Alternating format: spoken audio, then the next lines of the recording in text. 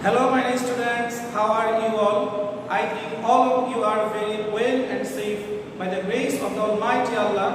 It's Muhammad Salahuddin, lecturer, Department of English, Milestone College, welcoming you to my today's topic, transformation of sentences. Dear learners, তোমরা জানো যে transformation of সেন্টেন্সের মধ্যে অনেকগুলো part রয়েছে। তার মধ্যে সিম্পল কমপ্লেক্স কম্পাউন্ড হলো অন্যতম একটা অংশ, যেটা মোটামুটি ছাত্রদের কাছে একটা ভীতির ব্যাপারই বলা চলে। অনেক স্টুডেন্টরাই এই সিম্পল কমপ্লেক্স কম্পাউন্ডের অংশটি পড়তেই চায় না, তাদের কাছে কঠিন বলে মনে হয় বলে। আজকে আমি তোমাদের ভীতিটা দূর করার চেষ্টা করব। আশা করি আমি যতটুকু সম্ভব সহজ করে তোমাদেরকে দেখানোর চেষ্টা করব কিভাবে সিম্পল কমপ্লেক্স কম্পাউন্ড এর ট্রান্সফরমেশনটা খুব সহজেই করা যায়। ডিয়ার লার্নার্স, কথা না বাড়িয়ে চলো আমরা চলে যাই আজকে আমাদের মেইন যে টপিক সিম্পল কমপ্লেক্স কম্পাউন্ডের যে ট্রান্সফরমেশন, তার দিকে আমরা চলে যাচ্ছি। Dear learners, simple complex compound সেন্টেন্সের ট্রান্সফরমেশন করতে হলে আমাদেরকে আমাদের লেকচারটাকে আমরা তিনটা ভাগে ভাগ করতে হবে। নাম্বার 1, আমরা দেখব সিম্পল কমপ্লেক্স কম্পাউন্ড সেন্টেন্সের গঠন বা কিভাবে হয় সিম্পল কমপ্লেক্স কম্পাউন্ডগুলো। নাম্বার 2, আমরা দেখব ক্লজের গঠন এবং ফ্রেজের গঠন। সেকেন্ড পার্টে আমরা দেখব ক্লজ কিভাবে তৈরি হয় এবং ফ্রেজ কিভাবে তৈরি হয়। আর তৃতীয় পার্টে আমরা সিম্পল কমপ্লেক্স কম্পাউন্ডের যে রুল, চেঞ্জিং রুলগুলো আছে, সেই চেঞ্জিং রুলগুলো নিয়ে আলোচনা করব। ডিয়ার লার্নার্স, তাহলে চলো আমরা প্রথম পার্টে আমরা দেখে নেই সিম্পল কমপ্লেক্স কম্পাউন্ড সেন্টেন্সগুলো কী ধরনের, এগুলো স্ট্রাকচারই বা কি, আমরা এক নজরে একটু দেখে নিই। ডিয়ার লার্নার্স, তোমরা বোর্ডে দেখতে পাচ্ছ সিম্পল কমপ্লেক্স কম্পাউন্ডের কিছু স্ট্রাকচার লেখা আছে। আমি লেজার পয়েন্টার দিয়ে তোমাদেরকে সেগুলো একটু ইন্ডিকেট করে তোমাদের বোঝানোর চেষ্টা করছি। ডিয়ার লার্নার্স, তোমরা দেখতে পাচ্ছ প্রথমে সিম্পল সেন্টেন্স, এরপরে কমপ্লেক্স সেন্টেন্স, এরপরে কম্পাউন্ড সেন্টেন্স। প্রিয় ছাত্ররা, আমরা প্রথমেই সিম্পল সেন্টেন্স স্ট্রাকচারটা দেখে নিই। ওয়ার্ড বা ফ্রেজ প্লাস প্রিন্সিপাল ক্লজ। তার মানে বুঝতে পারছি একটা সিম্পল সেন্টেন্স মানে তার মধ্যে একটা প্রিন্সিপাল ক্লজ থাকবে, সাথে ওয়ার্ড বা ফ্রেজ থাকতে পারে। Number 2, complex sentence. Dear learners, তোমরা দেখতে পাচ্ছ কমপ্লেক্স সেন্টেন্স স্ট্রাকচারের একটা সাবঅর্ডিনেট ক্লজ এবং একটা প্রিন্সিপাল ক্লজ। তার মানে একটা কমপ্লেক্স সেন্টেন্স আমরা যখন লিখব তখন আমাদের অবশ্যই সেই সেন্টেন্সটার মধ্যে একটা প্রিন্সিপাল ক্লজ এবং একটা সাবঅর্ডিনেট ক্লজ থাকতে হবে। নাম্বার 3 দেখো কম্পাউন্ড সেন্টেন্স। এখানে তোমরা দেখতে পাচ্ছ একটা principal clause plus coordinating conjunction plus principal clause. তার মানে একটা সেন্টেন্স তখনই কম্পাউন্ড সেন্টেন্স হবে যখন তার গঠনটা হবে দুটো প্রিন্সিপাল ক্লজ, মিনিমাম কমপক্ষে দুটো প্রিন্সিপাল ক্লজ এবং তাদের মাঝখানে একটা কোঅর্ডিনেটিং কনজাংশন। এবার আমরা এক্সাম্পলে যাই, দেখি। দেখো এখানে প্রথমে কি আছে, in spite of his running very fast, he could not win the race. পুরো সেন্টেন্সটাই। এর মধ্যে প্রথম অংশ আমরা দেখতে পাচ্ছি in spite of his running very fast. এখানে আমরা দেখতে পাচ্ছি এখানে কোনো সাবজেক্ট নেই এবং ফাইনাইট ভার্ব নেই। সো দুই বা অধিক ওয়ার্ড মিলে যখন একটা ইউনিট হয়ে একটা পূর্ণাঙ্গ অর্থ প্রকাশ করে এবং সেখানে কোনো সাবজেক্ট না থাকে, ফাইনাইট ভার্ব না থাকে, তখন সেই অংশটাকে আমরা বলি ফ্রেজ। সো সেই দৃষ্টিকোণ থেকে যত বড় হোক বা ছোট হোক, গঠনটা যদি এমন হয় সাবজেক্ট নাই, ফাইনাইট ভার্ব নাই, কিন্তু সেটা টোটাল একটা ইউনিট হয়ে অনেকগুলো ওয়ার্ড মিলে, দুই বা তার চেয়ে বেশি ওয়ার্ড মিলে একটা কমপ্লিট সেন্স বা মিনিং প্রকাশ করছে এবং কোনো একটা সেন্টেন্সের পার্ট হিসেবে ইউজ হচ্ছে, তখন সেটাকে আমরা বলি ফ্রেজ। এরপরে আসো পরের অংশে, subject plus could not win verb plus extension. So এখানে আমরা দেখতে পাচ্ছি এটা প্রিন্সিপাল ক্লজ, কারণ আমরা জানি প্রিন্সিপাল ক্লজের গঠন হলো সাবজেক্ট প্লাস ফাইনাইট ভার্ব, এই দুটো মিলে প্রিন্সিপাল ক্লজ।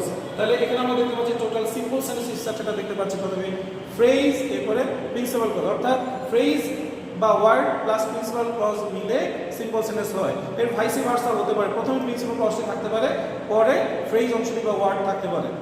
নাম্বার 2, 2 নম্বরে যে কমপ্লেক্স সেন্টেন্স আছে আমাদের, কমপ্লেক্স সেন্টেন্সে তোমরা দেখতে পাচ্ছ প্রথমে সাবঅর্ডিনেট ক্লজ, এরপরে প্রিন্সিপাল ক্লজ। সাবঅর্ডিনেট ক্লজের গঠন অনুযায়ী প্রথমে subordinating conjunction plus subject plus finite verb, যেটা ক্লজের main structure, subject plus finite verb. তো প্রথমে আমরা দেখতে পাচ্ছি সাবঅর্ডিনেট ক্লজ এবং এরপরে আমরা দেখতে পাচ্ছি প্রিন্সিপাল ক্লজ। সেম প্রিন্সিপাল ক্লজটা সেম। তো সাবঅর্ডিনেট ক্লজ এবং প্রিন্সিপাল ক্লজ মিলে কমপ্লেক্স সেন্টেন্স।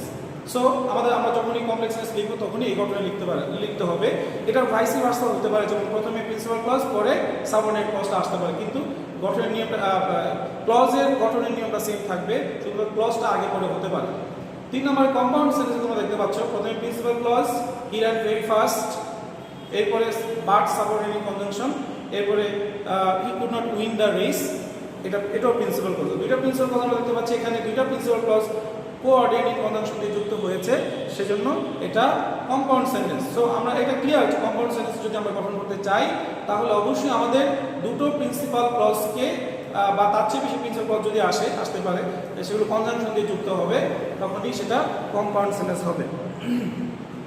ডিয়ার লার্নার্স, আমরা এই 3টা সেন্টেন্স স্ট্রাকচার বা এক্সাম্পল থেকে যে জিনিসটা আমাদের ক্লিয়ার হচ্ছে সেটা হলো এই 3টা সেন্টেন্স মূলত স্ট্রাকচারাল সেন্টেন্স, মানে গঠনের দিক থেকে সেন্টেন্স। এই 3টা সেন্টেন্সের গঠনটা এখানে মেইন। সেই গঠনের দিক থেকে আমরা দেখতে পাচ্ছি এই 3টা সেন্টেন্সের মধ্যে বেসিক যে ইউনিটগুলো ইউজ হয়েছে সেন্টেন্স গঠনের ক্ষেত্রে, সেটা প্রথমে প্রিন্সিপাল ক্লজ, সবগুলোর মধ্যে যেটা আছে প্রিন্সিপাল ক্লজ। এরপর সেকেন্ডলি আমরা কমপ্লেক্স সেন্টেন্সের মধ্যে পাচ্ছি প্রিন্সিপাল ক্লজের সঙ্গে সাবঅর্ডিনেট ক্লজ, আর তারপরে আমরা সিম্পল সেন্টেন্সে পাচ্ছি প্রিন্সিপাল ক্লজের সঙ্গে ওয়ার্ড বা ফ্রেজ। তাহলে এখানে আমরা 3টা জিনিস বেসিক পাচ্ছি সিম্পল সেন্টেন্স, কমপ্লেক্স সেন্টেন্স এবং কম্পাউন্ড সেন্টেন্স গঠন করতে গিয়ে। নাম্বার 1 প্রিন্সিপাল ক্লজ, এটা যেই ক্লজটা সব সেন্টেন্সের জন্য প্রযোজ্য, কারণ প্রিন্সিপাল ক্লজ ছাড়া কোনো ধরনের সেন্টেন্স হবে না। তাহলে প্রিন্সিপাল ক্লজ 1 নাম্বার। 2 নাম্বার আমরা পাচ্ছি সাবঅর্ডিনেট ক্লজ, যে ক্লজটা কমপ্লেক্স সেন্টেন্স তৈরি করার ক্ষেত্রে প্রয়োজন। নাম্বার 3 পাচ্ছি ওয়ার্ড বা ফ্রেজ, এখানে বেসিক্যালি ফ্রেজ বা ওয়ার্ড, এর মধ্যে ফ্রেজটার গঠন আমাদের সম্পর্কে জানতে হবে, কারণ ওয়ার্ড সিঙ্গেল একটা ওয়ার্ড, সেটা নিয়ে আসলে আমাদের কোনো জানার কিছু নেই, ফ্রেজের গঠনটা আমাদের ভালোভাবে জানতে হবে। সো এখানে আমরা সিম্পলে পাচ্ছি প্রিন্সিপাল ক্লজের সঙ্গে ফ্রেজ। সো আমাদের এখানে 3টা জিনিসের আলোচনা আমাদের ভালো করে করা দরকার, বা আমাদের 3টা জিনিস ভালো করে শেখা দরকার। Number 1 principal clause, number 2 subordinate clause, number 3 phrase. আর এই 3টা জিনিস যদি ভালো করে না শিখি, 2টা clause principal clause, subordinate clause এবং ফ্রেজ, এই 3টা জিনিস যদি ভালো করে না শিখি তাহলে আমাদের সিম্পল কমপ্লেক্স কম্পাউন্ডের ট্রান্সফরমেশন করাটা একেবারে অসম্ভব, কারণ আমরা যদি গঠনটাই না শিখি ভালো করে তাহলে স্ট্রাকচারাল সেন্টেন্স আমরা চেঞ্জ করবো কীভাবে। ডিয়ার লার্নার্স, তাহলে চলো আমাদের এই লেকচারের সেকেন্ড পার্টে আমরা ক্লজ এবং ফ্রেজ নিয়ে আলোচনা করব। মোটামুটি যতটুকু বেসিক আলোচনা করলে আমাদের সিম্পল কমপ্লেক্স কম্পাউন্ড আমরা সহজে করতে পারবো, ততটুকু বেসিক আলোচনা করব তোমাদের জন্য। তাহলে চলো আমরা আমাদের লেকচারের সেকেন্ড পার্টে চলে যাচ্ছি, সেখানে আমরা ক্লজ এবং ফ্রেজ নিয়ে আলোচনা করব। ডিয়ার লার্নার্স, আমরা আমাদের লেকচারের দ্বিতীয় অংশে চলে এসেছি। এখানে আমি আগেই বলেছি তোমাদেরকে আমরা এখানে আলোচনা করব ক্লজ এবং ফ্রেজ নিয়ে। তোমরা বোর্ডে দেখতে পাচ্ছ ক্লজ বা ক্লজের বাংলা অর্থ হলো বাক্যাংশ। ক্লজ বলতে আমরা বাক্যের ওই অংশটাকে বলি যে অংশের মধ্যে একটা সাবজেক্ট থাকবে, একটা ফাইনাইট ভার্ব থাকবে। আচ্ছা, এখানে ফাইনাইট ভার্ব বলতে আমরা কী বুঝি, একটা কোশ্চেন হয়তো তোমাদের মনে আসতে পারে। ফাইনাইট ভার্ব হলো ওই ভার্ব যেই ভার্বটা কোনো সেন্টেন্সের মেইন ভার্ব হিসেবে বসবে, এবং যে ভার্বটি একটা সেন্টেন্সে বা একটা ক্লজে টেন্স এবং সাবজেক্ট অনুযায়ী পরিবর্তিত হবে। যেমন যে ভার্বটি থার্ড পারসন সিঙ্গুলার সাবজেক্ট যদি হয় তাহলে এস বাই এস যোগ হবে, যে ভার্বটি থার্ড পারসন প্লুরাল হলে বেস ফর্ম হবে। আবার টেন্সের দিক থেকে যদি আমরা বলি, প্রেজেন্ট ইনডিফিনিট টেন্সের স্ট্রাকচার অনুযায়ী ভার্ব হবে, প্রেজেন্ট কন্টিনিউয়াস টেন্স অনুযায়ী ভার্ব হবে। এভাবে টেন্সের যে 12টি ফর্ম আছে সে 12টি ফর্ম অনুযায়ী হবে, এবং প্যাসিভ হলে প্যাসিভ ফর্ম অনুযায়ী যে ভার্বটি হবে। মোডাল অক্সিলারি হলে মোডাল অক্সিলারির সাথে কম্বিনেশন করে যে ভার্বটি চেঞ্জ হবে, যে ভার্বটি মোডাল অক্সিলারির সঙ্গে বসবে বেস ফর্ম আকারে, বা প্যাসিভ হলে V3 আকারে, সেই ভার্বটি বেসিক্যালি ফাইনাইট ভার্ব। আর অপরদিকে নন ফাইনাইট ভার্ব আছে যেগুলো নর্মালি টেন্স অনুযায়ী বসবে না এবং সাবজেক্ট অনুযায়ী বসবে না, যেগুলো সিম্পলি ভার্বের সাথে আইএনজি যোগ হয়ে বসবে, সিম্পলি V3 হিসেবে বসতে পারে, 2 অথবা 2+V1 হিসেবে ইনফিনিটি হয়ে বসতে পারে। ওকে মাই ডিয়ার স্টুডেন্টস, তাহলে দেখি আমরা ক্লজ। আমি আগেই বলেছিলাম ক্লজ আমরা সিম্পল, কমপ্লেক্স এবং কম্পাউন্ড সেন্টেন্সকে অ্যানালাইসিস করে, স্ট্রাকচারগুলো অ্যানালাইসিস করে আমরা 2 ধরনের ক্লজ পেয়েছিলাম। নাম্বার 1 হলো প্রিন্সিপাল ক্লজ, নাম্বার 2 হলো সাবঅর্ডিনেট ক্লজ। এবং আমরা ওই 3 ধরনের সেন্টেন্স অ্যানালাইসিস করে আরেকটা জিনিস আমরা পেয়েছি, সেটা হলো ফ্রেজ। তো আমরা 3টা জিনিস আলোচনাই করবো। প্রথমে 2 ধরনের ক্লজ আলোচনা করছি। প্রথমে দেখো প্রিন্সিপাল ক্লজ। ক্লজের ক্ষেত্রে তোমরা লেজার পয়েন্টে দেখতে পাচ্ছ ক্লজ এর এখানে আমরা দুইটা ক্লজ লিখেছি, প্রিন্সিপাল ক্লজ এবং সাবঅর্ডিনেট ক্লজ। বেসিক্যালি ক্লজ এই দুই প্রকারেরই, প্রিন্সিপাল ক্লজ এবং সাবঅর্ডিনেট ক্লজ। প্রিন্সিপাল ক্লজ কাকে বলে? প্রিন্সিপাল ক্লজ হলো এমন ক্লজ বা এমন বাক্যাংশ যে বাক্যাংশের মধ্যে একটা সাবজেক্ট থাকবে, যেমন তোমরা দেখতে পাচ্ছ এখানে সাবজেক্ট স্ট্রাকচারের মধ্যে একটা সাবজেক্ট থাকবে, একটা ফাইনাইট ভার্ব থাকবে এবং প্রয়োজন অনুযায়ী এক্সটেনশন থাকতেও পারে, নাও থাকতে পারে। ওকে, বেসিক্যালি সাবজেক্ট থাকতে হবে এবং ফাইনাইট ভার্ব থাকতে হবে। আচ্ছা, এবং এই সেন্টেন্সটির বৈশিষ্ট্য, এই ক্লজটির বৈশিষ্ট্য হলো যে এই ক্লজটি একটা সেন্টেন্স থেকে যদি আলাদা করেও লেখা হয়, এটা আলাদা একটা সেন্টেন্স হয়ে যাবে এবং এটা ইন্ডিপেন্ডেন্টলি অন্য কোনো ক্লজের সাহায্য ছাড়াই নিজে নিজে এটা নিজের অর্থ প্রকাশ করতে পারবে। যেমন আমরা দেখতে পাচ্ছি হি র্যান ভেরি ফাস্ট।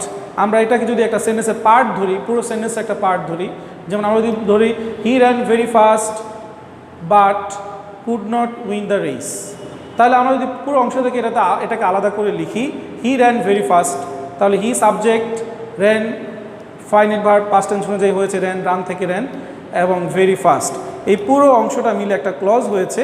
এবং আমরা দেখতে পাচ্ছি এটা যদি আলাদা করেও লিখি তাহলে এটা নিজের অর্থ নিজে প্রকাশ করতে পারছে এবং এটা আলাদা একটা সেন্টেন্স হওয়ার যোগ্যতা রাখে। তাহলে আশা করি তোমাদের প্রিন্সিপাল ক্লজ ক্লিয়ার। এরপর আসো সাবঅর্ডিনেট ক্লজ। সাবঅর্ডিনেট ক্লজ হলো, সাবঅর্ডিনেট শব্দের মানে হলো অধীন, কারো অধীন অথবা পরাধীন বা কারো উপর নির্ভরশীল ক্লজ। সাবঅর্ডিনেট ক্লজ হলো এমন ক্লজ, যদি এটা ডেফিনিশন দিতে চাই, সাবঅর্ডিনেট ক্লজ হলো এমন ক্লজ যেই ক্লজ এর মধ্যে একটা সাবজেক্ট থাকবে, একটা ফাইনাইট ভার্ব থাকবে এবং শুরুতে একটা সাবঅর্ডিনেটিং কনজাংশন থাকবে, যেই সেন্টেন্স যেই ক্লজের গঠনে সেই ক্লজটি হলো সাবঅর্ডিনেট ক্লজ।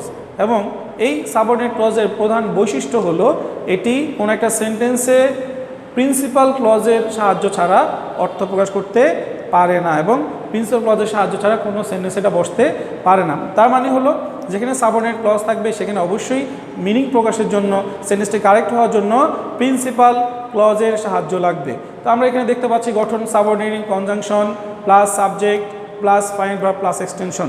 এক্সাম্পলে আসি, though he ran very fast he could not win the race. পুরো সেন্টেন্স থেকে আমরা যদি এটাকে দো হি র্যান ভেরি ফাস্ট এটাকে আলাদা করে লিখি, আমরা দেখতে পাচ্ছি এখানে একটা সাবঅর্ডিনেটিং কনজাংশন আছে, এরপরে he subject, ran finite verb, very fast extension. যদিও সে অনেক দ্রুত দৌড়েছিল, এই অংশ যদি আমরা লিখি আলাদা করে তাহলে এটার কোনো আসলে মিনিং হয় না, কিন্তু এটা সাবঅর্ডিনেট ক্লজ। অন্যদিকে যদি আমি এই সাবঅর্ডিনেট ক্লজটাকে প্রিন্সিপাল ক্লজের সাথে একসঙ্গে ব্যবহার করি, যেমন হি could not win the race অংশ যুক্ত করি, প্রিন্সিপাল ক্লজ অংশ যুক্ত করি, তাহলে আমরা দেখতে পাবো যে পুরো সেন্টেন্সের মিনিংটা বা এই ক্লজের মিনিংটার সাথে একেবারে ক্লিয়ার। যদিও সে অনেক দ্রুত দৌড়েছিল, সে রেসটি জিততে পারেনি। তাহলে দো হি রান ভেরি ফাস্ট এই অংশটা হলো সাবঅর্ডিনেট ক্লজ। কারণ কি? নাম্বার ওয়ান, এটার গঠনগত কারণে। প্রথমে সাবঅর্ডিনেটিং কনজাংশন, এরপরে সাবজেক্ট, এরপরে ফাইনাইট ভার্ব, এরপরে এক্সটেনশন। তো এই পুরো গঠনটা আমাদেরকে এটাই ইঙ্গিত করে। বেসিক্যালি এখানে প্রধান কি পয়েন্টটা হলো সাবঅর্ডিনেটিং কনজাংশন, কারণ এই সাবঅর্ডিনেটিং কনজাংশনটার কারণেই এই ক্লজটা কি হয়েছে, সাবঅর্ডিনেট ক্লজ হয়েছে। কারণ আমরা সেম ক্লজটার উপরেও দেখছি হি রান ভেরি ফাস্ট, এটা প্রিন্সিপাল ক্লজ, কারণ এটা শুরুতে কোনো সাবঅর্ডিনেটিং কনজাংশন নাই, দ্যাটস ওয়াই এটা প্রিন্সিপাল ক্লজ।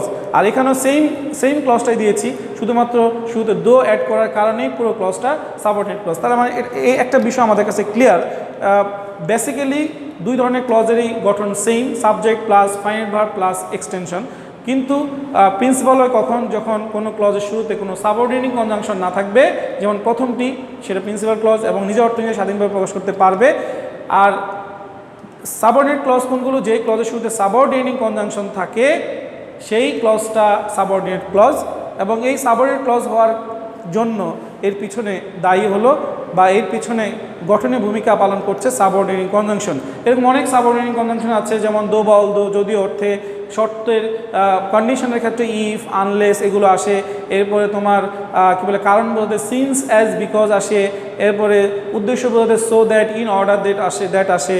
তারপরে রিলেটিভ প্রোনাউনগুলো, all relative pronouns, who, which, whom, that, all relative adverbs, when, where, how, সব ধরনের রিলেটিভ অ্যাডভার্বগুলো, রিলেটিভ প্রোনাউনগুলো ইত্যাদি সবগুলোই সাবঅর্ডিনেটিং কনজাংশন। এগুলো মিনিং অনুযায়ী সেন্টেন্সে আসবে, ক্লজের শুরুতে আসবে এবং এক্সাক্ট মিনিংটা প্রকাশ করবে। সো তোমরা বুঝতে পেরেছো আশা করি প্রিন্সিপাল ক্লজ এবং সাবঅর্ডিনেট ক্লজের গঠন। এখন যদি আমাদেরকে কেউ বলে যে প্রিন্সিপাল ক্লজ গঠন করো, তাহলে আমরা এই যে মিনিংটা আছে সেই মিনিং অনুযায়ী প্রথমে আমরা সাবজেক্ট বসাবো, এরপরে ফাইনাইট ভার্ব, এরপরে এক্সটেনশন। যদি আমাদের কেউ বলে সাবঅর্ডিনেট ক্লজ তৈরি করো, তাহলে আমাদের প্রথমে সাবঅর্ডিনেটিং কনজাংশন, এরপরে সাবজেক্ট, এরপরে ফাইনাইট ভার্ব, এরপরে এক্সটেনশন। আশা করি ক্লজ তোমরা বুঝতে পেরেছো। এরপরে আসো ফ্রেজ। আমরা ফ্রেজ কীভাবে গঠন করবো? ফ্রেজের নর্মালি অনেক ধরনের স্ট্রাকচার আছে, বা ফ্রেজ অনেক সময় কি বলে স্ট্রাকচার ছাড়াই কিছু ফ্রেজ নিজ থেকে গঠিত হয়ে অনেক দিন ধরে মানে ইংলিশ স্পিকিং পিপলরা কিছু ফ্রেজ কোনো নিয়ম ছাড়াই নিজেরা নিজেদের ভাষা ইউজ করে, সেগুলো কিছু আছে। আর কিছু আছে আমরা যেমন ট্রান্সফরমেশনের মধ্যে আমরা নিজেদের প্রয়োজন অনুযায়ী, স্ট্রাকচার অনুযায়ী এবং কি বলে প্রিন্সিপাল ক্লজ, সাবঅর্ডিনেট ক্লজ ইত্যাদি ক্লজের মিনিং অনুযায়ী আমরা কিছু ফ্রেজ তৈরি করব ক্লজ থেকে। যেমন প্রিন্সিপাল ক্লজ থেকে ফ্রেজ, যেমন আমাকে যদি বলে যে কম্পাউন্ড সেন্টেন্সকে সিম্পল করো, তখন আমাকে কম্পাউন্ড সেন্টেন্সে একটা প্রিন্সিপাল ক্লজকে একটা ফ্রেজ করতে হবে। আবার যদি বলে কমপ্লেক্স সেন্টেন্স থেকে সিম্পল করো, তখন আমাকে সাবঅর্ডিনেট ক্লজের কমপ্লেক্স সেন্টেন্সের সাবঅর্ডিনেট ক্লজকে ফ্রেজে টার্ন করতে হবে। তাহলে আমরা একটু দেখি বেসিক্যালি ফ্রেজ আমাদের ট্রান্সফরমেশনে কতভাবে হতে পারে। যেমন এখানে তোমরা দেখতে পাচ্ছ শুরুতে আমি কি লিখেছি, প্রেপোজিশন অথবা প্রেপোজিশনাল ফ্রেজ থাকবে। ফ্রেজ গঠনের শুরুতেই জিনিসটা থাকবে প্রেপোজিশন বা প্রেপোজিশনাল ফ্রেজ। আবার অনেক জায়গায় প্রেপোজিশন বা প্রেপোজিশনাল ফ্রেজ নাও থাকতে পারে। এরপরে থাকবে সাবজেক্টের পসেসিভ, মানে তোমরা জানো প্রত্যেকটা সাবজেক্টের প্রত্যেকটা প্রোনাউনেরই তিনটা ফর্ম থাকে, সাবজেক্টিভ, অবজেক্টিভ, পসেসিভ। যেমন আই থেকে সাবজেক্টিভ ফর্ম হলো আই, অবজেক্টিভ ফর্ম হলো মি, আর পসিভ হলো মাই। তো এরকম পসিভ মানে কোনো কিছু মালিকানা বা বা এর বোঝানো, কোনো কিছু নিজের এরকম কারো অধিকারে এরকম মিনিং প্রকাশের ক্ষেত্রে পসিভ হয়। তাহলে যেমন হি থেকে হিজ হলো পসিভ, সি থেকে হার হলো পসিভ, দে থেকে দেয়ার হলো পসিভ। তাহলে নাউন যদি হয়, নাউনের পসিভ হলো অ্যাপোস্ট্রফি এস দে, যেমন রবির পসিভ হলো রবিজ, এরকম। সো আমাদের আমরা পসিভ কোন ফর্মটা কিসের পসিভ লিখবো, আমরা নাউনের পসিভ ফর্ম লিখবো নাকি প্রোনাউনের পসিভ ফর্ম লিখবো, সেটা ডিপেন্ড করে বেসিক্যালি যেই গিভেন সেন্টেন্সটা আছে বা কোশ্চেনের সেন্টেন্সটা দেওয়া থাকবে, সেখানে যদি নাউন থাকে তাহলে নাউনের পসিভ ফর্ম লিখবো, প্রোনাউন থাকলে প্রোনাউনের পসিভ ফর্ম লিখবো। তাহলে সেই হিসাবে এখানে পসিভ ফর্মটা হবে। আচ্ছা, এরপরে আমাদের ভার্ব, যেহেতু আমাদের প্রিন্সিপাল ক্লজ বা সাবঅর্ডিনেট ক্লজ দুইটা ক্ষেত্রে আমাদের ভার্বটা থাকে ফাইনাইট ভার্ব, সেই ভার্বটাকে আমাদের নন ফাইনাইট ফর্মে চেঞ্জ করে, বেসিক্যালি নর্মালি আমরা করি যে ভার্বের সাথে আইএনজি দিয়েই করি বেশিরভাগ ক্ষেত্রে। সো ভার্বের এক কথায় নন ফাইনাইট ফর্মে টার্ন করতে হবে ফাইনাইট ভার্বটাকে। সেই নন ফাইনাইট ফর্মের ক্ষেত্রে তোমার ম্যাক্সিমাম ক্ষেত্রে আমরা ফ্রেজ করি ভার্ব প্লাস আইএনজি দিয়ে, অনেক সময় V3 দিয়েও হতে পারে, অনেক সময় তোমার 2 + V1 দিয়ে হতে পারে। এরপরে আমাদের এক্সটেনশন যা আছে তাই। যেমন আমি যদি বলি দো হি র্যান ভেরি ফাস্ট, এটা একটা সাবঅর্ডিনেট ক্লজ।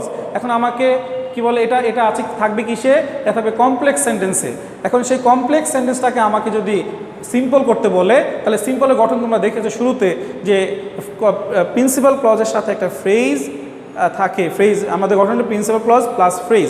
সো আমার কম্পাউন্ড সেন্টেন্স থেকে যদি আমি কমপ্লেক্স থেকে যদি আমি সিম্পল করি, তাহলে আমাকে সাবঅর্ডিনেট ক্লজটা কী করতে হবে, ফ্রেজ করতে হবে, প্লাস প্রিন্সিপাল ক্লজটা থাকবে যেভাবে আছে সেভাবে। তাহলে আমি সাবঅর্ডিনেট ক্লজটাকে যদি ফ্রেজ করতে চাই, তাহলে আমাকে ধরো সাবঅর্ডিনেট ক্লজটা হলো এরকম, দো হি র্যান ভেরি ফাস্ট। তাহলে এটাকে যদি আমি চেঞ্জ করতে চাই, ফ্রেজে টার্ন করতে চাই, তাহলে আমার কী করতে হবে, এই স্ট্রাকচার যে প্রথমে প্রেপোজিশন বা প্রেপোজিশনাল ফ্রেজ। এখন তোমরা বলতে পারো স্যার অনেক ধরনের প্রেপোজিশন আছে, অনেক ধরনের প্রেপোজিশনাল ফ্রেজ আছে, আমি কোনটা বসাবো?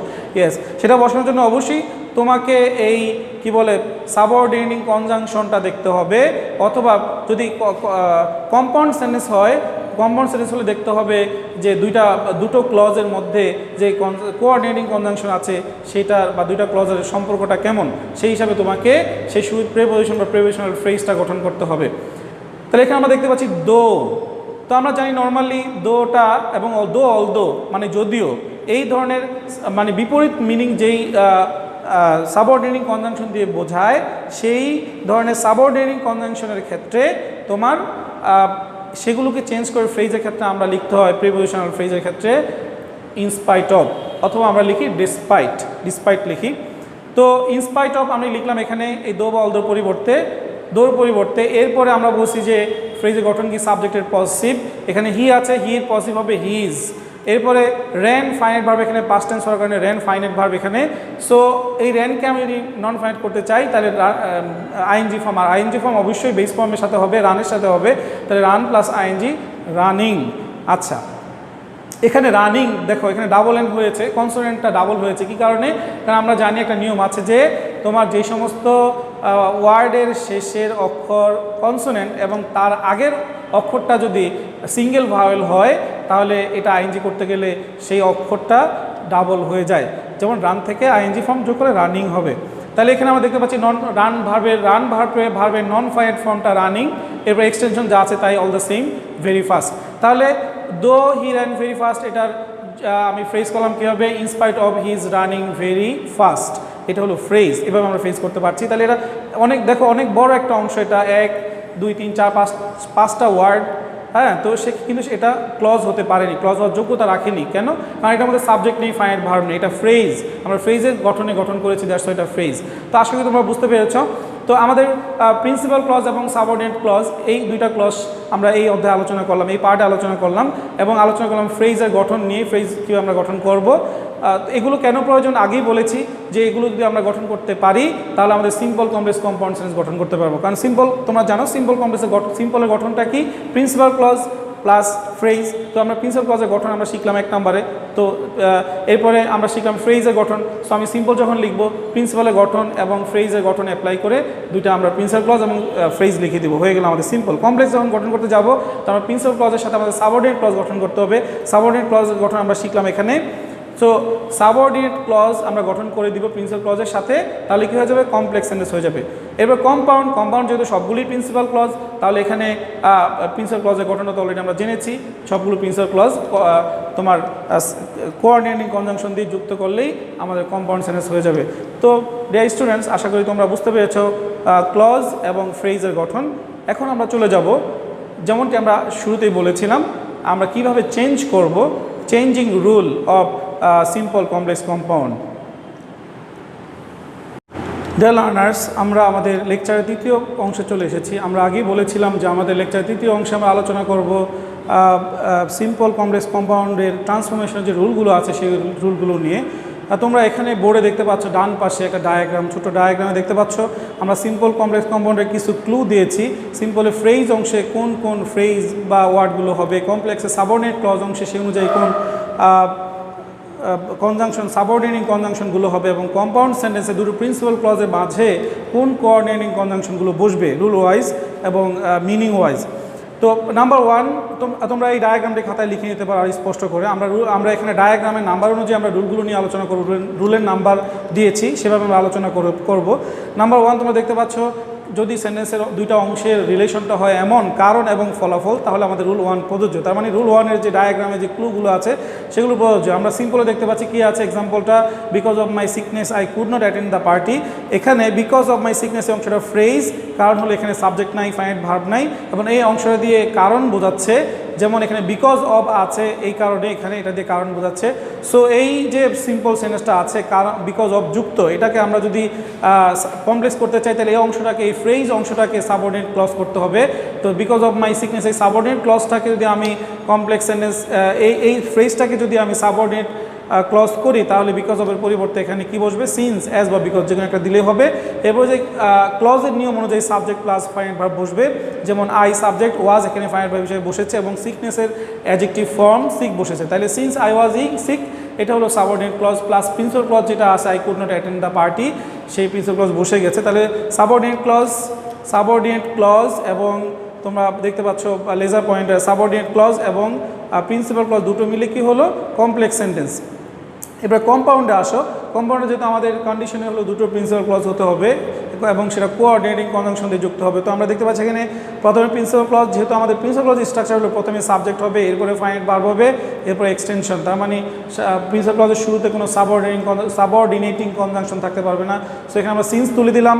এরপরে যে আই ওয়াজ সিক হলো, এই আই ওয়াজ সিকটা প্রিন্সিপাল ক্লজ। এরপরে আমাদের ডায়াগ্রামের যে নিয়ম অনুযায়ী তোমার কি বলে কারণ ফলাফল হলে তখন আমরা কি বসাই? অ্যান্ড বসালাম এখানে সাবঅর্ডিনেটিং কনজাংশন হিসেবে, প্লাস প্রিন্সিপাল আরেকটা প্রিন্সিপাল ক্লজ যুক্ত করে দিলাম I could not attend the party. তাহলে I was sick plus and coordinating conjunction plus I could not attend the party principal clause, দুইটা মিলে তিনটা মিলে হয়ে গেল এটা কম্পাউন্ড সেন্টেন্স। এখানে তোমরা একটা জিনিস লক্ষ্য করেছো যে এখানে হওয়ার কথা ছিল আই কুড নট, যেটা আমাদের প্রিন্সিপাল ক্লজের বা ক্লজের যেই নিয়ম অনুযায়ী এখানে সাবজেক্ট হওয়ার কথা ছিল, কিন্তু সাবজেক্ট এখানে নেই। আমাদের নিয়ম অনুযায়ী যখন কম্পাউন্ড সেন্টেন্সে অ্যান্ড বাট অর দিয়ে যুক্ত হয় দুটো ক্লজ, তখন আমাদের যদি সাবজেক্টগুলো সেম হয় বা কোনো কমন ওয়ার্ড হয় দুটো ক্লজে, সেই কমন ওয়ার্ডগুলো স্পেশালি সাবজেক্টটা আমাদের প্রথম ক্লজে হবে এবং সেকেন্ড বা এরপরের ক্লজগুলো তার হবে না। সো সেই কারণে আমাদের এখানে সাবজেক্টটা উজ্জ্ব আছে বেসিক্যালি, সেই জন্য আমরা লিখি নেই, লিখতে হবে না এখানে। আচ্ছা, এরপর আসো 2 নম্বর রুল, 2 নম্বর ডায়াগ্রাম অনুযায়ী দেখো 2 নম্বর ডায়াগ্রামে কী কী ক্লু আছে। এরপর 2 নম্বর রুল কোন মিনিংয়ের দিক থেকে রিলেশনটা কী হবে, দুটো ক্লজের মাঝে বা দুটো সেন্টেন্স দুটো অংশের মাঝে যে ফ্রেজ বা প্রিন্সিপাল ক্লজ থাকবে বা কমপ্লেক্সে সাবঅর্ডিনেট ক্লজ বা প্রিন্সিপাল ক্লজ থাকবে, কম্পাউন্ডে দুটো প্রিন্সিপাল ক্লজ থাকবে, তার মানে দুটো অংশের মাঝে এখানে সম্পর্কটা হবে বিপরীত সম্পর্কের ক্ষেত্রে এই নিয়মটা প্রযোজ্য। বিপরীত সম্পর্কের ক্ষেত্রে আমরা যখন দেখবো সিম্পল সেন্টেন্সে ফ্রেজ অংশে কী হবে, ইনস্পাইট অফ অথবা ইনস্পাইট অফ অথবা ডিসপাইট হবে। তো এই ইনস্পাইট অফ, যেমন আমরা এখানে দেখতে পাচ্ছি ইনস্পাইট অফ ইজ শাউটিং, তার চিৎকার করা সত্ত্বেও he could not draw the attention, সে মনোযোগ আকর্ষণ করতে পারেনি। তাহলে এখানে ইনস্পাইট অফ ইজ শাউটিং এটা phrase, he could not draw the attention এটা হলো প্রিন্সিপাল ক্লজ। ফ্রেজ এবং প্রিন্সিপাল ক্লজ মিলে আমাদের এখানে সিম্পল। আর সিম্পল সেন্টেন্সটা কেমন, এটা দুটার মধ্যে বিপরীত সম্পর্ক, কারণ সে শাউট করেছিল মানে অ্যাটেনশন ড্র করতে, কিন্তু সে অ্যাটেনশন ড্র করতে পারে না, তাহলে বিপরীত সম্পর্ক। তাহলে এই ক্ষেত্রে তোমার সিম্পল ক্ষেত্রে ইনস্পাইট অফ হবে। আর কমপ্লেক্সে সাবঅর্ডিনেট ক্লজের শুরুতে হবে দো বা অল দো, যেমন ডায়াগ্রামে আমাদের আছে, ডায়াগ্রামে আমাদের এটাও আছে, ইভেন দো আছে ডায়াগ্রামে, দেখো ইভেন দো এই ক্লুগুলো আছে। তাহলে দো হি শাউটেড, আমাদের যে ক্লজের নিয়ম অনুযায়ী সাবজেক্ট হবে সাবঅর্ডিনেটিং কনজাংশনের পরে সাবজেক্ট, এরপরে ফাইনাইট ভার্ব, যেহেতু past tense finite verb shouted হয়েছে, তাহলে এখানে তোমার দো হি শাউটেড এটা হলো সাবঅর্ডিনেট ক্লজ কমপ্লেক্স সেন্টেন্সে। এরপরে তোমার principal clause he could not draw the attention, তাহলে subordinate clause plus principal clause মিলে কি হলো কমপ্লেক্স সেন্টেন্স। এরপরে কম্পাউন্ড সেন্টেন্সে দেখো তোমরা দুটো প্রিন্সিপাল ক্লজ যুক্ত হয়েছে কি দিয়ে, বাট দিয়ে। বাটটা আমাদের কি বলে, এই বাট হতে পারে, রাদার হতে পারে, ইনস্টিড হতে পারে, ইয়েট বা স্টিল হতে পারে, মিনিং অনুযায়ী যে কোনো একটা হবে। তো এখানে তোমরা দেখতে পাচ্ছ তোমাদের প্রথম ক্লজটা হলো হি শাউটেড, দ্বিতীয় ক্লজটা হলো হি could not draw the attention. তাহলে এখানে দুটো প্রিন্সিপাল ক্লজ কি যুক্ত হয়েছে, বাট দিয়ে যুক্ত হয়েছে। সো এটা কম্পাউন্ড সেন্টেন্স, এভাবে আমাদের চেঞ্জ করতে হবে ভাইসি ভার্সা। যদি কম্পাউন্ড থেকে তোমাদের কমপ্লেক্স করতে বলে এভাবে দো বল দিতে হবে, আবার যদি কম্পাউন্ড থেকে তোমার সিম্পল করতে বলে প্রথম ক্লজটাকে তোমার কি করতে হবে, এভাবে ইনস্পাইট অফ দিয়ে তোমার ফ্রেজ করতে হবে, এভাবে আমাদের চেঞ্জ করতে হবে একটা থেকে আরেকটা ভাইসি ভার্সা। এবার নাম্বার 3 আসো, আমাদের দুটো সেন্টেন্সের দুটো অংশের মাঝে রিলেশনটা হবে কি, উদ্দেশ্যপূর্ণ, মানে একটা অ্যাকশন হবে, তার উদ্দেশ্য কি সেটা হবে। তো সেখানে আমরা 3 নম্বর ডায়াগ্রামে 3 নম্বর আমরা দেখতে পাচ্ছি কি আছে এখানে ফ্রেজ অংশ আছে to, for, in order to বা উইথ এ ভিউ টু, এগুলো আছে। তারপরে সাবঅর্ডিনেট ক্লজ অংশে so that, in order that বা শুধু দ্যাট, আর কম্পাউন্ড অংশে আছে অ্যান্ড। তো এখানে আমরা এক্সাম্পলে চলে আসি। এক্সাম্পলে তোমার সিম্পল আছে রবি অলওয়েজ গোজ টু লাইব্রেরি, রবি সবসময় লাইব্রেরিতে যায়, উদ্দেশ্যটা কি টু রিড বুকস, বই পড়তে, তাহলে উদ্দেশ্য তার বই পড়া। তাহলে এখানে রবি অলওয়েজ গোজ টু লাইব্রেরি, এটা হলো প্রিন্সিপাল ক্লজ, যেহেতু গঠন প্রিন্সিপাল ক্লজেরই। রবি প্রথমে সাবজেক্ট রবি, এরপরে গোজ হলো ফাইনাইট ভার্ব, এরপরে টু লাইব্রেরি এক্সটেনশন, এরপর টু রিড বুকস এটা হলো ফ্রেজ অংশ সিম্পলের, এটা দিয়ে উদ্দেশ্য বোঝাচ্ছে। সেই জন্য আমাদের এখানে কমপ্লেক্স করতে গেলে এটার সাবঅর্ডিনেট ক্লজ হবে কি দিয়ে, সো দ্যাট দিয়ে, এরপরে সাবজেক্ট, এরপরে ক্যান বা কুড বসবে টেন্স অনুযায়ী, এরপরে V1 প্লাস এক্সটেনশন। আচ্ছা, তাহলে আমরা দেখতে পাচ্ছি কমপ্লেক্স অংশটা কেমন হলো, Rabi always goes to library principal clause, এরপর সাবঅর্ডিনেট ক্লজ অংশটা কি দিয়ে হলো, so that he can read books, যাতে করে সে বই পড়তে পারে। তাহলে subordinate clause so that he can read books plus principal clause Rabi always goes to library, দুইটা মিলে কি হলো কমপ্লেক্স সেন্টেন্স। এরপর কম্পাউন্ড অংশটা কেমন হবে, প্রথমে চলে আসবে একটু ভিন্ন টাইপের কিছু জিনিস অ্যাড করতে হবে এখানে, যেহেতু উদ্দেশ্যের ব্যাপার আছে। তাহলে রবি ওয়ান্টস টু রিড বুকস, রবি বই পড়তে চায়, আর অ্যান্ড দেয়ারফোর, এবং এই কারণেই he always goes to library, সেই লাইব্রেরিতে যায়। কম্পাউন্ড সেন্টেন্সের ক্ষেত্রে আমাদের জিনিসটা ফলো করতে হবে, কম্পাউন্ড সেন্টেন্সে যেহেতু দুইটাই প্রিন্সিপাল ক্লজ, আমাদের প্রথম প্রিন্সিপাল ক্লজটা অবশ্যই হবে ফার্স্ট অ্যাকশন অথবা উদ্দেশ্য, কারণ, ঠিক আছে। প্রথম ফার্স্ট অ্যাকশনটা হবে কারণ বা ফার্স্ট উদ্দেশ্য, অথবা প্রথম যে কাজটা হয় সেটা হবে কম্পাউন্ডের প্রথম ক্লজ, আর পরে যে কাজটা হয় অথবা ফলাফল অথবা যে কাজটা আমরা যে উদ্দেশ্য নিয়ে যে কাজটা করি সেই কাজটা অথবা ফলাফল অথবা সেকেন্ড অ্যাকশনটা হবে আমাদের সেকেন্ড ক্লজ, দ্বিতীয় ক্লজে। আশা করি বুঝতে পেরেছ। তো আমাদের এই তিনটা আমরা আলোচনা করলাম ডায়াগ্রামের 1, 2, 3 রুলের। আশা করি বুঝতে পেরেছ। আমরা এবার চলে যাব 4, 5, 6 নাম্বার যে রুলগুলো আছে সেখানে আমরা চলে যাব। মাই ডিয়ার স্টুডেন্টস, আমরা এবার 4 নম্বর রুল নিয়ে আলোচনা করব। এখানে আমরা দেখতে পাচ্ছি ডায়াগ্রামের মধ্যে 4 নম্বর যে ক্লুগুলো আছে, সিম্পল 2 and 2, কমপ্লেক্সে so dot dot that and কম্পাউন্ডে অ্যান্ড। আর 4 নম্বরে এখানে মিনিংটা হলো এত বেশি যে এরপরের অংশের অর্থটা হবে নেগেটিভ বা না। আমরা এক্সাম্পলে চলে যাচ্ছি। Simple, the old man is too weak to walk. তার মানে হলো বৃদ্ধ লোকটি এতটাই দুর্বল যে সে হাঁটতে পারে না। সো এখানে আমরা দেখতে পাচ্ছি সিম্পলের প্রিন্সিপাল ক্লজ কোনটা, the old man is too weak, এটা হলো প্রিন্সিপাল ক্লজ। আর এখানে টু ওয়াকটা হলো ফ্রেজ হিসেবে আমরা ধরতে পারি এখানে। সো কমপ্লেক্স অংশে সেই টু ওয়াক এই অংশটাই আমাদের সাবঅর্ডিনেট ক্লজ করতে হবে। তো এখানে আমরা দেখতে পাচ্ছি সাবঅর্ডিনেট ক্লজ করার জন্য আমাদের দ্যাট দিয়ে আমরা সাবঅর্ডিনেট ক্লজ করতে পারি আমাদের যেই কি বলে রুল অনুযায়ী।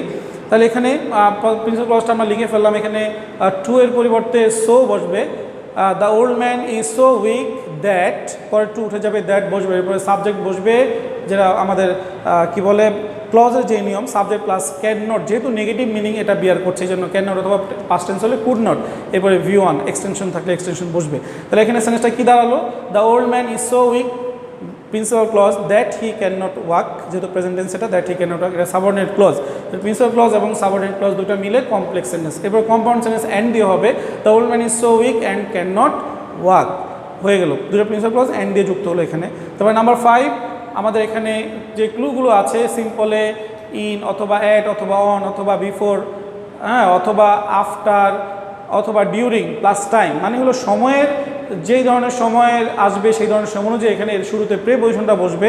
ইন যদি এমন সময় উল্লেখ থাকে যেটা শুরুতে ইন হওয়ার নিয়ম অনুযায়ী ইন হবে, আবার অ্যাট হলে অ্যাট হবে, অন হলে অন হবে, ডিউরিং হলে ডিউরিং, বিফোর হলে বিফোর, আফটার হলে আফটার ইত্যাদি এইভাবে হবে ফ্রেজ অংশে সময়টা। আর সাবঅর্ডিনেট ক্লজ অংশে কমপ্লেক্স সেন্টেন্সের ক্ষেত্রে সাবঅর্ডিনেট ক্লজ অংশে হোয়েন বসবে, অ্যাজ বসবে, অথবা কন্টিনিউয়াস টেন্স বোঝালে ওয়াইল বসবে। আর তোমার কম্পাউন্ড যদি করতে চাই তাহলে নর্মালি কম্পাউন্ড হয় না এটা দিয়ে, যদি হয় তাহলে অ্যান্ড দিয়ে হবে। আমরা দেখতে পাচ্ছি এখানে সময়টা এখানে সিম্পলে যে ইন উইন্টার, এটা হলো phrase, in winter the poor suffer much. তাহলে দ্য পুয়ার সাফার মাচ এটা হলো প্রিন্সিপাল ক্লজ, আর ইন উইন্টার হলো ফ্রেজ অংশ। তাহলে আমরা এটা যদি কমপ্লেক্স করতে চাই, ইন উইন্টার এই ফ্রেজ অংশটাকে আমরা সাবঅর্ডিনেট ক্লজ করতে হবে। সাবঅর্ডিনেট ক্লজ করতে গিয়ে যেহেতু সময় বোঝাচ্ছে তাহলে হোয়েন ইউজ করলাম আমরা হোয়েন। আর যেহেতু এটা সাবজেক্ট নাই দ্যাটস আমরা সাবজেক্ট আনলাম, ভেকেন্স সাবজেক্ট ইন্ট্রোডাক্টরি সাবজেক্ট হিসাবে আমরা ইট আনলাম। এরপর ইট আনার কারণে প্রেজেন্ট টেন্স হওয়ার কারণে ইজ হয়েছে, তাহলে হোয়েন ইট ইজ, এরপর নাউনটা বসবে when it is winter, subordinate clause the poor suffer much, এটা হলো প্রিন্সিপাল ক্লজ। তো সাবঅর্ডিনেট প্লাস প্রিন্সিপাল ক্লজ মিলে কমপ্লেক্স সেন্টেন্স। এরপর কম্পাউন্ড সেন্টেন্সের ক্ষেত্রে দেখো এখানে এন্ড দিয়ে হবে, যদি এটা কম্পাউন্ডটা খুব একটা ইউজ হয় না, তারপর লিখে দিলাম এন্ড দিয়ে হবে, ইট is winter and the poor suffer much. তারপরে নাম্বার 6, এখানে নাম্বার 6 এবং নাম্বার 7 দুইটা শর্তমূলক বাক্য। 6 হলো হাবোধক শর্ত, 7 হলো নাবোধক শর্ত। 6 হাবোধক শর্ত যে ক্লুগুলো আছে আমরা দেখতে পাচ্ছি ফ্রেজ অংশে বাই প্লাস ভার্বের সাথে আইএনজি, আর নাবোধক শর্তের ক্ষেত্রে without plus verb plus I N G. আর এখানে কমপ্লেক্স অংশে সাবঅর্ডিনেট ক্লজ, সাবঅর্ডিনেটিং কনজাংশনের সাবঅর্ডিনেট ক্লজের ক্ষেত্রে সাবঅর্ডিনেটিং কনজাংশন যেটা বসবে সেটা দেখো তোমার হাবোধক যে শর্তটা সেখানে ইফ বা প্রোভাইডেড, প্রোভাইডেড দ্যাট এগুলো বসবে। আর নাবোধক শর্তের ক্ষেত্রে ইফ প্লাস নট অথবা আনলেস, অথবা আনলেস দুইটার যে কোনো একটা বসবে। আর কম্পাউন্ড অংশে কী বসবে, অর বসবে। আচ্ছা, তো আমরা দেখি নাম্বার 6 তোমার হাবোধক শর্তের ক্ষেত্রে যেই রুলটা আছে হাবোধক শর্ত, এখানে সিম্পলে দেখতে পাচ্ছি by working hard you can shine in life, কঠোর পরিশ্রমের দ্বারা তুমি জীবনে সফল শাইন করতে পারবে। আচ্ছা, তাহলে এখানে এটা হাবোধক শর্ত বলছে যে কঠোর পরিশ্রমের দ্বারা শাইন করতে পারবে, হাবোধক শর্ত। তাহলে এখানে আমরা এটা যদি আমরা কমপ্লেক্স করতে চাই তাহলে সাবঅর্ডিনেট ক্লজে আমরা ইফ বসাবো। তাহলে if you work hard, subject you, work fine verb, hard present tense যেহেতু ওয়ার্ক। আচ্ছা, you can shine life principal clause বসে গেছে, তাহলে এখানে সাবঅর্ডিনেট ক্লজ প্রথমে, এরপর প্রিন্সিপাল ক্লজ, দুইটা মিলে কি হয়ে গেল কমপ্লেক্স। আর কম্পাউন্ড এখানে অ্যান্ড দিয়ে হবে, দুইটা অংশই কি হবে, যদি প্রেজেন্ট ইনডিফিনিট টেন্স হয় দুইটার ক্ষেত্রেই সাবজেক্ট যদি ইউ থাকে তাহলে এটাকে আমরা কি করতে পারি, ইম্পারেটিভ সেন্টেন্স আকারে লিখতে পারি, যেমন ওয়ার্ক হার্ড কঠোর পরিশ্রম করো, অ্যান্ড শাইন ইন লাইফ এবং জীবনে সফল হও।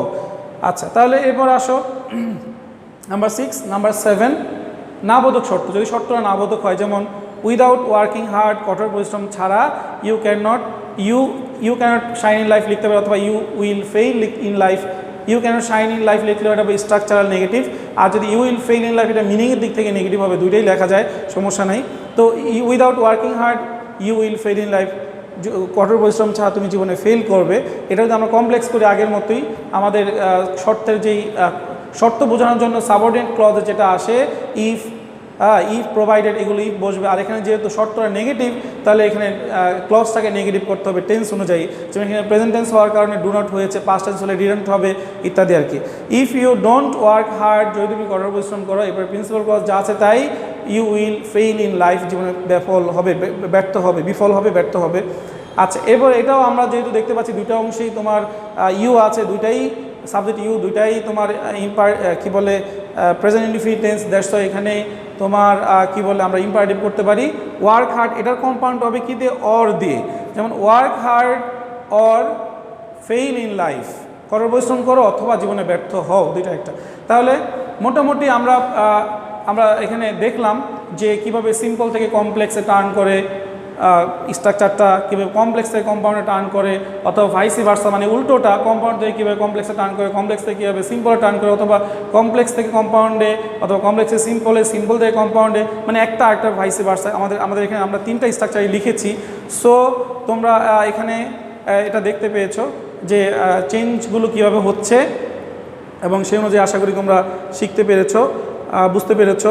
তো আমরা আশা করি আমাদের নেক্সট ক্লাসগুলোতে ইনশাআল্লাহ আমরা আমাদের আরও ডিটেলস যে বাকি রুলগুলো আছে সেগুলো সহ আরও ডিটেলস খুঁটিনাটি বিষয়গুলো আমরা আলোচনা করব। Dear learners, that's all I have today. I think you have got all the points, all the rules clearly.